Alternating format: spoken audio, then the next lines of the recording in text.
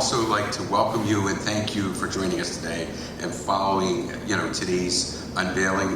Invite you to tour our amazing building and share in some refreshments. So I just want to take a few minutes to say that several weeks ago, I was contacted by Gail Foreman of the Rowan Foundation, inviting me to join her at Dr. George's studio to select some artwork he created to display on our campus. Going there, I really had no expectations and was honored that he made such a generous offer. When we arrived at George's home,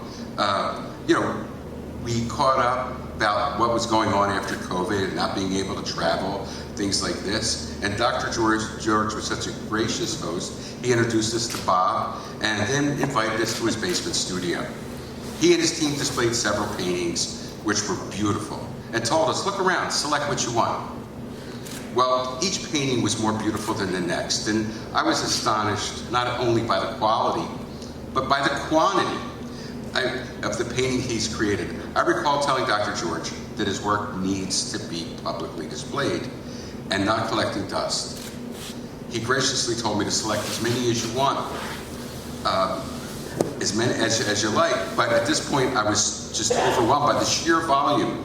I needed to make a second trip. So Gail Foreman, Megan Hurley from my team assisted me in selecting more of Dr. George's work for the campus.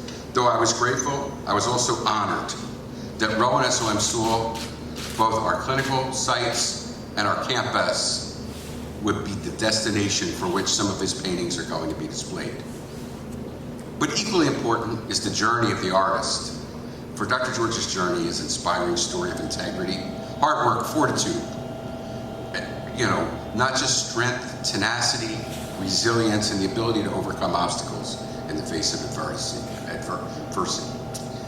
As a physician and lawyer, he has made vital contributions in so many areas. He's made contributions that honored other emergency physicians like Dr.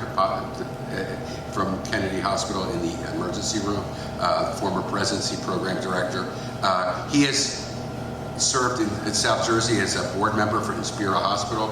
He's made contributions to medical education, delivery of emergency medical services. In addition, he's on the board of McGee Rehab, as well as Adam Talaferro's board, and I can go on and on.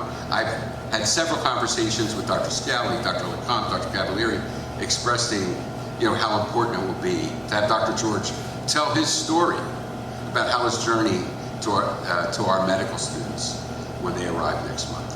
And he has graciously offered to do so. So in closing, I'm reminded of something Yogi Berra once said. In baseball, and this really applies to any field, there are three kinds of people. Those that make it happen, those that watch it happen, and those who say, what the hell just happened? At this point, I invite you to join the man that makes it happen, Dr. James George, as he unveils a portion of his work on display at Rowan SOM.